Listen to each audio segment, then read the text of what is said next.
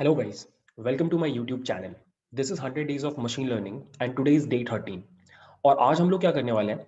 हम लोग एक बहुत सिंपल से टॉय डेटा सेट के ऊपर end to end machine learning का प्रोसेस अप्लाई करने वाले हैं, ठीक है? सो आज के वीडियो में क्या होगा कि मैं एक टॉय डेटा सेट को लूंगा, उसके ऊपर क्लासिफिकेशन परफॉर्म करूंगा बिकॉज हम जो प्रॉब्लम आज सॉल्व करेंगे वो एक क्लासिफिकेशन प्रॉब्लम है। और उसके बाद हम उस मॉडल को ट्रेन करने के बाद उसको इवैल्यूएट करने के बाद उसको एक वेबसाइट में कन्वर्ट करेंगे। The whole idea of this video is to give you an understanding कि पूरा का पूरा प्रोसेस कैसे काम करता है, ठीक है? अब ऑब्वियसली जब आप रियल वर्ल्ड सिनेरियोज में काम करोगे किसी कंपनी के लिए या फिर अपने कॉलेज के प्रोजेक्ट के लिए, तो वहां पे जो डेटा सेट आपके पास होगा वो बहुत ही मेसी होगा, बड़ा होगा और रियल वर्ल्ड बेस्ड होगा। तो उसकी अपनी प्रॉब्लम्स होंगी। उन प्रॉब्लम्स को सॉल्व करना हम लोग ग्रेजुअली इस प्लेलिस्ट में सीखने वाले हैं। बट आज का video will just give you this birds I overview कि होता क्या है पूरा प्रोसेस, ठीक है? So let's start.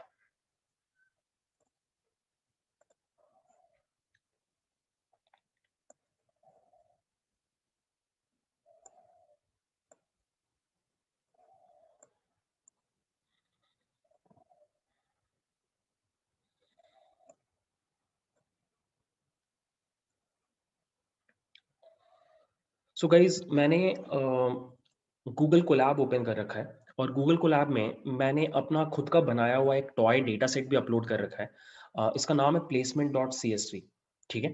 अब आपको शायद नाम से समझ में आ गया होगा, ये वही डेटा सेट है जिसके बारे में मैंने आपको अभी तक एग्जांपल्स दिए हैं, ठीक है?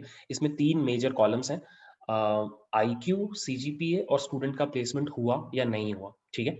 मेरे पास 100 स्टूडेंट्स का डेटा है और मेरा एंड गोल इज कि मुझे एक प्रिडिक्शन मॉडल बनाना है, प्रिडिक्टिव मॉडल बनाना है, जिसमें अगर मैं एक नए स्टूडेंट का सीजीपीए एंड आईक्यू अगर देता हूं तो वो मॉडल मुझे बताएगा कि उस स्टूडेंट का प्लेसमेंट होगा या नहीं होगा, ठीक है? तो इस डेटा सेट से उस मॉडल तक हम कैसे पहुंचेंगे यही हम इस वीडियो में कवर कर रहे हैं, ठीक है? तो सबसे पहले मैंने दो लाइब्रेरीज को इंपोर्ट किया जिनकी ज़रूरत आपको हमेशा पड़ेगी और इसीलिए मैंने आपको बोल भी रखा है कि आप मेरे चैनल से जा करके ये दोनों प्लेलिस्ट एक बार देख लो। बहुत डिफिकल्ट नहीं है दोनों लाइब्रेरीज, इनफैक्ट बहुत सिंपल है, बट इनके बिना आपका काम नहीं चलेगा मशीन लर्निंग में, ठीक है? तो मैंने इन दोनों लाइब्रेरीज को इम्पोर्ट कर लिया। इनफैक्ट मैं आपके सामने फिर से रन कर लेता हूँ चीज़ें। उसके बाद मैंने यहाँ से कॉपी पाथ किया और pd dot read C S V जो हमारा फंक्शन होता है सी एस वी फाइल्स को रीड करने का, वहाँ पे मैंने इस पाथ को डाल दिया। और ये जो पैंडास डेटा फ्रेम है उसको मैंने df बोल के एक वेरिएबल में स्टोर कर लिया, ठीक है?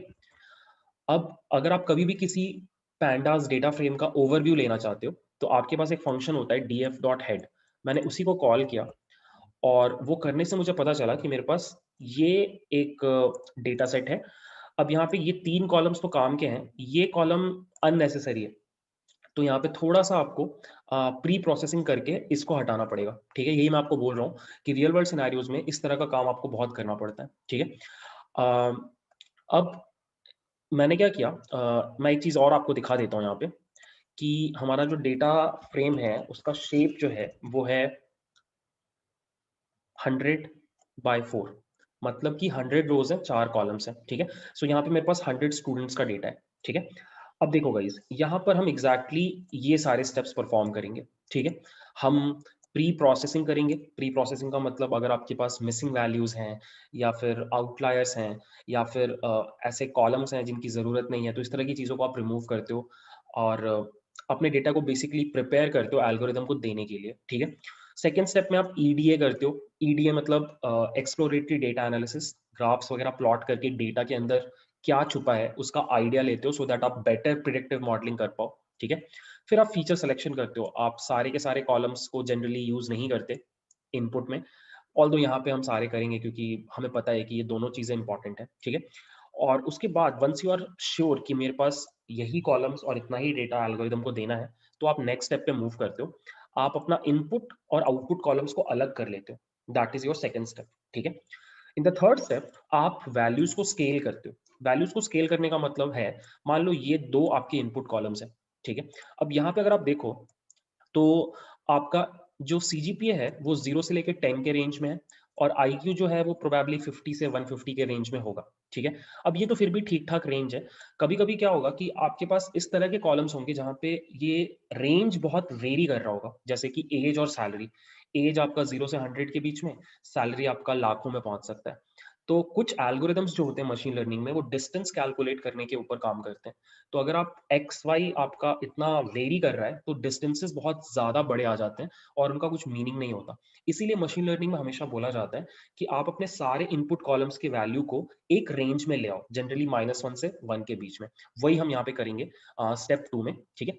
उसके बाद हम क्या करेंगे कि हम ट्रेन टेस्ट स्प्लिट बोल के एक बहुत इंपॉर्टेंट चीज करेंगे, ठीक है। इसको क्रॉस वैलिडेशन भी बोला जाता है। Basically the idea is simple कि मैं अपने 100 स्टूडेंट्स के डेटा के ऊपर मॉडल को ट्रेन कर लूंगा, बट मुझे कैसे पता चलेगा कि मेरा मॉडल सही से ट्रेन हुआ कि नहीं? दो तरीके हैं। आप एक नए स्टूडेंट को बुलाओ, उससे पूछो कि तुम्हारा आईक्यू सीजीपीए क्या है, अपने मॉडल को दो, आपका मॉडल प्रिडिक्शन करेगा, और फिर उससे पूछो कि सही बताया कि नहीं। बट इसमें तो गड़बड़ है ना, मतलब आप शुरू में वेबसाइट पे डाल दिए अपने मॉडल को विदाउट इवन चेक किए। अब स्टूडेंट्स चेक कर रहे हैं उस वेबसाइट पे कि रिजल्ट सही आ रहा है कि नहीं। तो ये तो गलत है ना। मतलब मेरा बोलने का ये है कि आप अगर वेबसाइट पे डिप्लॉय कर रहे हो अपने मॉडल को, तो आपको पहले इवैल्यूएट कर लेना होगा, तब कस्टमर्स को देना होगा, not the other way around. आप ऐसा नहीं करोगे कि कस्टमर्स को दे के बोलोगे कि तुम टेस्ट करके बताओ सही से काम कर रहा है कि नहीं, राइट। तो होता क्या है कि आप अपने इन 100 स्टूडेंट्स में से कुछ स्टूडेंट्स का डेटा छुपा लेते हो। लेट्स से 10 स्टूडेंट्स का, रैंडमली कोई भी 10 स्टूडेंट्स का डेटा आप छुपा लेते हो, ठीक है। और वो मशीन लर्निंग मॉडल को नहीं देते ट्रेन करने के लिए। तो आप मशीन लर्निंग मॉडल को ट्रेन करते हो सिर्फ 90 स्टूडेंट्स के डेटा पे, जिसको हम ट्रेनिंग सेट बोलते हैं। और जो 10 स्टूडेंट्स का डेटा हमने छुपा दिया, उसको हम टेस्टिंग सेट बोलते हैं। तो मेरा जो मॉडल ट्रेन होगा वो 90 स्टूडेंट्स के बिहेवियर के बेसिस पे होगा, ठीक है। और फिर अगर मुझे इवैल्यूएट करना है कि वो सही से सीखा कि नहीं, तो अब मैं इन 10 स्टूडेंट्स का डेटा अपने मॉडल को दूंगा और मैं उससे क्वेश्चन पूछूंगा कि बताओ इन स्टूडेंट्स का प्लेसमेंट हुआ कि नहीं। अब मेरे को यहाँ से रिजल्ट्स मिलेंगे मॉडल से, और मेरे पास एक्चुअल रिजल्ट्स भी हैं, राइट। मैं उन दोनों को साइड बाय साइड कंपेयर कर लूंगा। मान लो 10 स्टूडेंट्स में से 10 के 10 में मेरे मॉडल ने सही बताया, तो इसका मतलब मेरे मॉडल का एक्यूरेसी इज 100%। अगर 10 में से सिर्फ 5 सही बताया, मेरे मॉडल का एक्यूरेसी इज 50%, तो मुझे पता चल गया गड़बड़ है, और मैं उसको और इंप्रूव करने का ट्राई करूंगा। तो ठीक है। तो this is the whole idea behind train test split. इसको क्रॉस वैलिडेशन बोलते हैं, और इसमें और भी कई स्ट्रैटेजीज होती हैं जो हम लोग इस प्लेलिस्ट में डिस्कस करेंगे। बट अभी हम लोग सबसे सिंपलेस्ट वाला करने वाले हैं इस वीडियो में, ठीक है। So once you have done train test split, आप ट्रेनिंग सेट को यूज करके अपने मॉडल को ट्रेन कर लोगे, ठीक है। उसके बाद आप अपने मॉडल को इवैल्यूएट करोगे।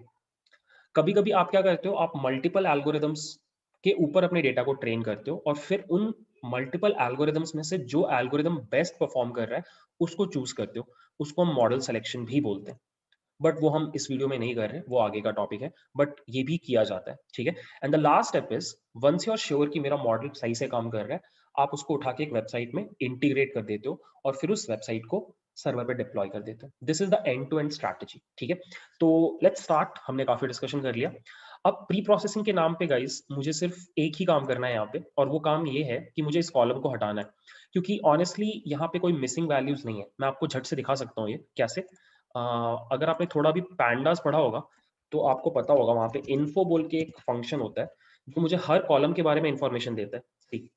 सो यू कैन सी यहाँ पे 100 नॉट नल वैल्यूज हैं फर्स्ट कॉलम में, सेकंड वाले में भी 100 नॉट नल वैल्यूज हैं, और थर्ड वाले में भी 100 नॉट नल वैल्यूज हैं। सो बेसिकली इस डेटा सेट में कोई मिसिंग वैल्यू नहीं है। यहाँ पे आप डेटा टाइप्स भी देख सकते हो, ठीक है। आप ये भी चेक कर सकते हो कि डेटा डुप्लीकेटेड है कि नहीं। ये सब हम करेंगे। मैं अभी आपको बस ये अश्योरेंस दे रहा हूँ, इस डेटा में कोई गड़बड़ नहीं है, अपार्ट फ्रॉम द फैक्ट कि यहाँ पे एक फालतू का कॉलम आया हुआ है। तो प्री प्रोसेसिंग के नाम पे हम यहाँ पे सिर्फ एक स्टेप करने वाले हैं, और वो ये है कि हम इस कॉलम को रिमूव कर देंगे, ठीक है। बहुत सिंपल है। कैसे करोगे? आपको बस ये कोड लिखना है। अगेन मैं फिर से बोलूंगा, आपको पैंडास थोड़ा सीखना पड़ेगा, because pandas is like the basic tool जिसको यूज करके आप मशीन लर्निंग करते हो। मैं वीडियोस जो प्लेलिस्ट है उसका डिस्क्रिप्शन मैं डाल दूंगा डिस्क्रिप्शन बॉक्स में, ठीक है, आप देख लेना। आपने सिंपली ये लिख दिया कि मुझे मेरे ओरिजिनल डेटा सेट में से सारे रोज चाहिए, बट मुझे जो कॉलम्स चाहिए वो 1 ऑनवर्ड्स चाहिए। सो ये 0th कॉलम है, 1 ऑनवर्ड्स का मतलब ये सब कुछ चाहिए और सारे रोज चाहिए। तो जैसे ही मैं ये कोड रन करूंगा और फिर मैं दोबारा से डेटा का प्रीव्यू लूंगा, यू कैन सी अब जो मेरे पास डेटा है वो वही डेटा है जो मुझे चाहिए। ठीक है। तो प्री प्रोसेसिंग वाला स्टेज तो हमने कर लिया, right. Now let's talk about EDA. तो ईडीए में यहाँ पर कुछ खास है नहीं। What I can do is I can show you ये डेटा कैसा दिखता है, ठीक है। तो उसके लिए मुझे एक और लाइब्रेरी का हेल्प लेना पड़ेगा। ये एक ग्राफिंग प्लॉटिंग लाइब्रेरी है, बहुत फेमस है, इसका नाम है मैटप्लॉटलिब, शायद आपने नाम सुना भी होगा। अगेन मेरे चैनल पे इसके ऊपर भी वीडियोस हैं, अगर आप चाहो तो देख सकते हो। और यहाँ पर मैं क्या कर रहा हूँ, मैं एक स्कैटर प्लॉट बना रहा हूँ between this column and this column. X axis पे सीजीपीए जाएगा, वाई एक्सिस पे आईक्यू जाएगा, और मेरे सारे स्टूडेंट्स एक डेटा पॉइंट बन जाएंगे। सो मैं यहाँ पे लिख रहा हूँ सीजीपीए और यहाँ पे लिख रहा हूँ आईक्यू, और इसको मैं रन कर रहा हूँ एंड यू कैन सी ये रहे मेरे सारे स्टूडेंट्स, ठीक है। तो थोड़ा टॉय डेटा सेट है तो इग्नोर मारना, यहाँ पे कुछ मैड जीनियसेस भी हैं 225 आईक्यू वाले तो ignore them. But you can see 9 तक सीजीपीए जा रहा है, आईक्यू बहुत ऊपर तक जा रहा है, 50 से आईक्यू स्टार्ट हो रहा है, और या this is the data set. अब अगर मैं आपको दिखाऊं कि इन स्टूडेंट्स में से किसका प्लेसमेंट हो गया, किसका प्लेसमेंट नहीं हुआ, तो उसके लिए बहुत छोटा सा मुझे एक कोड लिखना है। Colour is equal to DF placement column, जो मेरा थर्ड कॉलम है, मैं कलर कोड कर रहा हूँ उसको। और अब मैं इसको अगर रन करूँ तो देखो गाइस, ये रहा मेरा डेटा। सो यहाँ पे जो येलो वाले बंदे हैं इनका प्लेसमेंट हो गया, और ये जो ब्लू वाले बंदे हैं इनका प्लेसमेंट नहीं हुआ, ठीक है। तो मेरे पास जो डेटा सेट अवेलेबल है वो ऐसा दिखाई देता है। अब मेरा काम क्या है कि मुझे एक मशीन लर्निंग मॉडल बनाना है जो इस डेटा के अंदर छुपे हुए पैटर्न को समझ पाए, ठीक है। अब मैं जो मशीन लर्निंग मॉडल बनाने वाला हूँ वो machine learning model logistic regression है। मतलब logistic regression is a very famous machine learning algorithm जो डेटा को क्लासिफाई करता है, ठीक है। मैं आपको जल्दी से बता देता हूँ कि कैसे काम करेगा ये पूरा चीज। लेट्स से आपके पास ये डेटा है, ये आपके पास डेटा है, ठीक है। और आपके पास जो डेटा है वो कुछ ऐसा दिखाई देता है। ये आपके सारे पॉइंट्स हैं, एक दो पॉइंट्स यहाँ पर भी हैं, और ये जो आपके पॉइंट्स हैं ये आपके प्लेसमेंट हो गए वाले पॉइंट्स हैं, राइट। अब हमारा जो एल्गोरिदम है विच इज लॉजिस्टिक रिग्रेशन, वो क्या करता है कि वो डेटा को काटता है यूजिंग अ लाइन। अब ये इतना अच्छा लाइन बना नहीं, बट आप ऐसे समझो कि एक एक ऐसा लाइन खोजेगा जो इन दोनों क्लासेस को सेपरेट करेगा, ठीक है। तो अगर आपके डेटा में एक लीनियर बिहेवियर है, जैसे यहाँ पर आप देख सकते हो कि इन दोनों क्लासेस को आप एक लाइन से सेपरेट कर सकते हो, तो इस तरह के सिनारियोज के लिए logistic regression is a good candidate, एक अच्छा एल्गोरिदम है ये, ठीक है। तो हम लॉजिस्टिक रिग्रेशन यूज करेंगे, और लॉजिस्टिक रिग्रेशन ऑटोमेटिकली इस डेटा में घुस करके इस लाइन को खोज लेगा। अब वो डिसाइड करेगा कि ये लाइन क्यों नहीं है या ये लाइन क्यों नहीं है, वो ऑटोमेटिकली डिसाइड करेगा। अब ये कैसे कर रहा है इंटरनली काम, ये आपको लॉजिस्टिक रिग्रेशन के बारे में डिटेल से पढ़ के समझ में आएगा। अगेन वीडियोस अवेलेबल हैं मेरे चैनल पे, लॉजिस्टिक रिग्रेशन का एक प्लेलिस्ट है, आप वो देख सकते हो। बट अभी इस पॉइंट पे इसका कंसर्न आप हटा दो अपने दिमाग से। अभी लेट्स फोकस ऑन दिस, हम फ्लो देख रहे हैं, हम एल्गोरिदम कैसे काम कर रहा है वो नहीं देख रहे हैं, तो that should not be our concern, ठीक है। ये मेरा डेटा है, इसके ऊपर मुझे एल्गोरिदम लगाना है, ठीक है। तो यही हो गया हमारा ईडीए वाला स्टेज। ईडीए करने से मुझे समझ में आ गया कि चलो मेरा डेटा लीनियर है, एटलीस्ट मैं इसके क्लासेस को लीनियरली सेपरेट कर सकता हूँ। तो मेरे दिमाग में एक आइडिया आ गया कि हाँ लॉजिस्टिक रिग्रेशन यूज किया जा सकता है, ठीक है। तो यही होता है ईडीए का काम, कि आपको थोड़ा सा आइडिया देता है चीजों के बारे में, ठीक है। यहाँ पे और कुछ ईडीए करने की जरूरत नहीं है, क्योंकि और कोई स्कोप ही नहीं है, ठीक है। अब आपके पास थर्ड स्टेप होता है फीचर सिलेक्शन। फीचर सिलेक्शन में आप कुछ करोगे नहीं एक्चुअली, आप दोनों कॉलम्स को ही रखोगे। फीचर सिलेक्शन के बहुत सारे टेक्निक्स होते हैं, हम आगे देखेंगे। अभी हम लोग फीचर सिलेक्शन को इग्नोर मार के चल रहे हैं, बिकॉज हम टॉय डेटा सेट पे काम कर रहे हैं, ठीक है। नाउ हम स्टेप 1 पे मूव कर रहे हैं, we will extract our input and output columns, ठीक है। सो मैं किसी तरीके से डेटा में इन दोनों चीजों को अलग कर लूंगा और इसको अलग कर लूंगा, ठीक है। इन दोनों को हम बोलते हैं इंडिपेंडेंट वेरिएबल्स, ठीक है। और इसको बोलते हैं डिपेंडेंट वेरिएबल, क्योंकि ये डिपेंड कर रहा है इन दोनों के ऊपर। और इन दोनों को इंडिपेंडेंट क्यों बोलते हैं, क्योंकि ऐसा अजम्पशन लेके हम चलते हैं मशीन लर्निंग में कि इन दोनों का आपस में कोई रिलेशनशिप नहीं है, ठीक है। तो अब हमें क्या करना है, हमें एक वेरिएबल बनाना है कैपिटल एक्स, जिसके अंदर हम अपने इंडिपेंडेंट वेरिएबल्स को रखेंगे, ठीक है। बेसिकली ये पूरा डेटा रखेंगे, ये जो पूरा डेटा है 6.8 123, ये पूरा डेटा हम रखेंगे 100 स्टूडेंट्स का, ठीक है। क्या करेंगे हम, बहुत सिंपल है, आप लिखोगे df डॉट आई लॉग मुझे सारे रोज चाहिए, बट मुझे कॉलम्स 0 से लेके 2 तक चाहिए। 0 से लेके 2 तक मतलब 0 और 1, 2 नहीं आएगा, ठीक है। तो 0 कौन सा है? 0 ये है, 1 ये है, तो हमें बस ये दोनों कॉलम्स मिल गए और सारे रोज मिल गए, राइट। और यहाँ पे आएगा y is equal to df dot I log, सारे रोज चाहिए और -1 वाला कॉलम चाहिए। -1 वाला कॉलम मतलब लास्ट कॉलम, ठीक है। और इस कोड को मैं रन कर दूंगा, और अब अगर मैं आपको x रन करके दिखाऊं, सी, ये रहे हमारे x, ठीक है। 100 रोज 2 कॉलम्स। और अगर मैं आपको y प्रिंट करके दिखाऊं, सी, यहाँ पर आपके पास जो शेप है that should be 100। So this is a 1D tensor, vector है ये, and this is a 2D tensor, matrix है ये, ठीक है। आई होप आपको यहाँ तक समझ में आ रहा है। सो गाइस, अब जो नेक्स्ट स्टेप है वो है स्केल द वैल्यूज, ठीक है। बट ये स्टेप मैं एक्चुअली ट्रेन टेस्ट स्प्लिट करने के बाद करूंगा।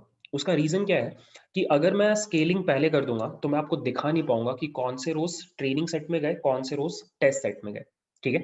तो कोई फर्क नहीं पड़ता, आप दोनों में किसी भी ऑर्डर को फॉलो कर सकते हो, बट जस्ट बिकॉज मैं आपको चीजें दिखाना चाहता हूँ, मैं पहले ट्रेन टेस्ट स्प्लिट कर रहा हूँ, ठीक है। So what I will do is, for train test split I will import this library sklearn dot model selection. वहां पे एक फंक्शन होता है जिसको हम बोलते हैं ट्रेन टेस्ट स्प्लिट, ठीक है। और ये बहुत सिंपल सा फंक्शन है। ये ट्रेन टेस्ट स्प्लिट फंक्शन में आपको बस 3 चीजें देनी होती हैं। फर्स्ट आपका x, आपके इंडिपेंडेंट वेरिएबल्स, आपका y, आपका डिपेंडेंट वेरिएबल, और आपको एक चीज बताना पड़ता है कि आपका टेस्ट साइज कितना होगा, मतलब ट्रेनिंग डेटा में कितना परसेंट डेटा जाएगा, टेस्ट डेटा में कितना परसेंट डेटा जाएगा। सो अगर मैंने टेस्ट साइज 0.1 लिखा, इट मीन्स मैं इस फंक्शन को बोल रहा हूँ कि मेरे x और y में से 10% जो डेटा है आउट ऑफ 100, बेसिकली 10 रोज, वो टेस्ट में चले जाएंगे और बाकी के 90 रोज ट्रेनिंग में चले जाएंगे, ठीक है। अब अगर मैं इसको रन करूं तो यू कैन सी ये इसने स्प्लिट मार दिया, ठीक है। यहाँ पर आप देख रहे हो कि ये जो चीज दिखाई दे रही है ये है आपका एक्स ऑफ ट्रेनिंग सेट। ये जो आपको दिखाई दे रहा है ये है आपका एक्स ऑफ टेस्ट सेट। ये जो आपको दिखाई दे रहा है ये है आपका y ऑफ ट्रेनिंग सेट, और ये जो आपको दिखाई दे रहा है ये है आपका y ऑफ टेस्ट सेट, ठीक है। तो ये चार चीजों को मैं क्या कर सकता हूँ, मैं चार वेरिएबल्स में स्टोर कर सकता हूँ, लाइक दिस, लाइक दिस। और अब अगर मैं आपको दिखाऊं तो ये रहा मेरा x train. So you can see randomly कोई भी रो उठ करके आपका ट्रेनिंग डेटा में चला गया, 90 रोज 2 कॉलम्स। और अगर आप y ट्रेन लिखोगे तो भी आपको 10 ही, सॉरी 90, यहाँ पे देख रहे हो लेंथ 90 लोगों का आपके पास प्लेसमेंट हुआ या नहीं इसका डेटा है। सो बेसिकली इस स्टूडेंट का प्लेसमेंट हुआ कि नहीं, ये है, हो गया, ठीक है। इस स्टूडेंट का प्लेसमेंट हुआ कि नहीं, वो ये है थर्ड नंबर वाला, नहीं हुआ, ठीक है। तो उस बंदे का कॉरेस्पॉन्डिंग प्लेसमेंट वाला डेटा भी मेरे पास है। और सेम चीज एक्स टेस्ट के साथ भी हुआ। एक्स टेस्ट का अगर आप बात करो तो इसमें ये 10 रैंडम रोज है, सी, ये 10 रैंडम स्टूडेंट्स हैं और इनका 10 कॉरेस्पॉन्डिंग प्लेसमेंट होगा या नहीं वो वाई टेस्ट के अंदर है। सो हमने ट्रेन टेस्ट स्प्लिट मार दिया, ठीक है। अब बस मुझे एक काम करना है, मुझे इन वैल्यूज को स्केल करना है -1 से 1 के रेंज में, सो दैट मतलब ऐसा जरूरी नहीं होता है, टू बी ऑनेस्ट, हर बार स्केलिंग करना उतना जरूरी नहीं है, बट कर लेना चाहिए, कोई नुकसान नहीं है, ठीक है। तो स्केलिंग कैसे करते हैं, इसके लिए फिर से आप sklearn में घुसोगे और वहां से प्री प्रोसेसिंग में जाओगे। वहां पर आपके पास एक क्लास है जिसको हम बोलते हैं स्टैंडर्ड स्केलर। इस क्लास का हम एक ऑब्जेक्ट बनाएंगे, स्केलर, स्टैंडर्ड स्केलर। और अब हमें क्या करना है, हमें सिंपली चीजों को स्केल कर देना है। कैसे, हम लिखेंगे X train is equal to, X train is equal to scalar dot fit transform, ठीक है। फिट ट्रांसफॉर्म क्या करेगा, पहले समझेगा डेटा में क्या है और फिर उसको ट्रांसफॉर्म कर देगा, ठीक है। और यहाँ पे मैं वापस एक्स ट्रेन को ही डाल दे रहा हूँ। और अब अगर मैं एक्स ट्रेन को रन करूं तो you will get something like this, see, ये देखो ट्रांसफॉर्म हो गया। ये सारी वैल्यूज आपकी -1 से 1 के बीच में होंगी, ठीक है। अब सिंस अब वो डेटा फ्रेम से एरे बन गया, तो यहाँ पे रो नंबर समझ में नहीं आ रहा कि ये कौन सा स्टूडेंट नंबर है, जैसा यहाँ पे समझ में आ रहा था। ठीक है, इसलिए मैंने पहले ट्रेन टेस्ट स्प्लिट मार के आपको दिखा दिया, फिर उसको स्केल कर दिया, कोई प्रॉब्लम नहीं है। ठीक है, अब मुझे सेम चीज क्या करना पड़ेगा, एक्स टेस्ट के ऊपर अप्लाई करना पड़ेगा। So I would write X test is equal to scalar dot, इस बार मैं ट्रांसफॉर्म यूज करूंगा क्योंकि पैटर्न मैंने ट्रेनिंग के टाइम ही समझ लिया, दोबारा फिट करने का जरूरत नहीं है। और यहाँ पे मैं एक्स टेस्ट पास कर दूंगा, और ये रहा गाइस मेरा एक्स टेस्ट, ये रहा मेरा एक्स टेस्ट, सारी वैल्यू स्केल्ड है। ठीक है, सो हम यहाँ तक पहुँच गए, हम यहाँ तक पहुँच गए। अब हमें मॉडल को ट्रेन करना है। ठीक है, मॉडल को ट्रेन करने के लिए हमें सबसे पहले हमने डिसाइड किया है कि हम लॉजिस्टिक रिग्रेशन क्लासिफायर यूज करेंगे। तो we will first call that classifier from sklearn dot linear underscore model. इसी के अंदर हमारे पास लॉजिस्टिक रिग्रेशन वाला क्लास है। ठीक है, लॉजिस्टिक रिग्रेशन अगर आपको यूज करना है तो वो यहीं पे आपको मिलेगा। ठीक है, मैं इसका एक ऑब्जेक्ट बना रहा हूँ CLF लॉजिस्टिक रिग्रेशन ऑब्जेक्ट। अब ये CLF जो है, इसके पास पावर्स हैं उन फंक्शंस को एक्सेस करने का जो लॉजिस्टिक रिग्रेशन क्लास के अंदर है। ठीक है, और वहीं पर एक फंक्शन होता है फिट, और फिट को ही आप यूज करते हो मॉडल को ट्रेन करने के लिए। ठीक है, बस आपको क्या प्रोवाइड करना है, अपना ट्रेनिंग डेटा। और आपका ट्रेनिंग डेटा क्या है, एक्स ट्रेन हमने अलग बना लिया था, और हमारा Y train. And this is the training step guys, मैं यहाँ पे इनफैक्ट लिख देता हूँ, दिस इज मॉडल ट्रेनिंग। आप मशीन लर्निंग में ऐसे ही मॉडल को ट्रेन करते हो। ठीक है, अब अगर मैं इसको रन करूँ, तो सिंस ये बहुत बड़ा डेटा सेट नहीं है, मॉडल तुरंत ट्रेन हो जाएगा। मॉडल इनफैक्ट ट्रेन हो गया। ठीक है, अब थोड़ा सा आप डिसअपॉइंट हुए होंगे क्योंकि हम जब मशीन लर्निंग स्टार्ट करते हैं तो हमारे मन में रहता है कि अरे मॉडल ट्रेन होना कुछ बहुत सही चीज़ होगी, देखने में मजा आएगा। ऐसा नहीं है, इट्स एक्चुअली वेरी बोरिंग, झट से हो जाता है अगर छोटा डेटा सेट है। बड़े डेटा सेट में थोड़ा मजा आता है, न्यूरल नेटवर्क्स में थोड़ा और मजा आता है क्योंकि वहाँ पे स्टेप बाय स्टेप इंप्रूवमेंट दिखाई देता है। बट यहाँ पे उतना मजा नहीं आता, तो थोड़ा सा मजा नहीं आ रहा है मतलब डिसअपॉइंटिंग लगता है। But yeah this is training stage, right. अब मुझे क्या करना है, मुझे नेक्स्ट स्टेप में अपने मॉडल को इवैल्यूएट करना है, इवैल्यूएट द मॉडल। ठीक है, और मॉडल इवैल्यूएशन कैसे होता है, मॉडल इवैल्यूएशन में सिंपली आप एक्यूरेसी निकाल लेते हो। ठीक है, किस चीज के ऊपर, टेस्ट वाले डेटा के ऊपर। तो आप सबसे पहले क्या करोगे, आप लिखोगे CLF डॉट, यहाँ पे एक फंक्शन होता है प्रिडिक्ट, इसमें अगर आप एक नया डेटा पास करो, मैं एक्स टेस्ट पास कर रहा हूँ जिसमें सारे छुपाए हुए स्टूडेंट्स का इनपुट वैल्यूज है, और इसको मैं जैसे ही रन करूंगा, ये देखो, ये है मेरे मॉडल का प्रिडिक्शन। और अगर मैं वाई टेस्ट लिखूं साइड बाय साइड, तो ये है उन स्टूडेंट्स का एक्चुअल रिजल्ट की प्लेसमेंट हुआ कि नहीं। जैसे पहले वाले के केस में मेरा जो स्टूडेंट है उसका प्लेसमेंट नहीं हुआ, मेरा मॉडल भी बोल रहा है प्लेसमेंट नहीं होगा उसका।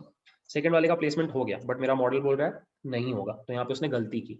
तो अब बस मुझे क्या करना है, मुझे साइड बाय साइड कंपेयर कर लेना है कि कितने सही प्रिडिक्शंस किए मेरे मॉडल ने, और मुझे एक्यूरेसी स्कोर कैलकुलेट कर लेना है। अब आप ये चाहो तो खुद से भी लिख सकते हो, या फिर आप क्या कर सकते हो, साइकिट लर्न को यूज कर सकते हो। ठीक है, सो मैंने क्या किया, जो भी ये वैल्यूज थी उनको एक वेरिएबल में स्टोर कर दिया, वाईप्रेड। अब वाईप्रेड और वाई टेस्ट दोनों का शेप बराबर है, मुझे बस क्या करना है, मुझे एक फंक्शन को कॉल करना है जो कि मैट्रिक्स के अंदर है, उसका नाम है एक्यूरेसी स्कोर, एक्यूरेसी स्कोर। और ये एक्यूरेसी स्कोर में आपको कुछ नहीं करना होता, सही वाला जो डेटा है वो बताना होता है, और आपका प्रिडिक्शन बताना होता है, और ये आपको ऑटोमेटिकली आपका एक्यूरेसी स्कोर कैलकुलेट करके दे देता है। जैसे in our case the accuracy is coming out to be 90%, मतलब अगर आप इसको 10 इनपुट्स दिए तो ये आपको 10 में से 9 सही प्रिडिक्शन करके दे रहा है, और एक में ही गलती कर रहा है। ठीक है, अब एक चीज और मैं आपको यहाँ पे दिखाऊंगा, वो ये है कि how to plot the decision boundary. Decision boundary का मतलब मशीन लर्निंग मॉडल ने क्या पैटर्न नोटिस किया, पैटर्न आपके डेटा में, उसको अगर आपको विजुलाइज करना है तो वो आप डिसीजन बाउंड्री को यूज करके विजुलाइज कर सकते हो। इसके लिए I am going to use a library called MLExtend।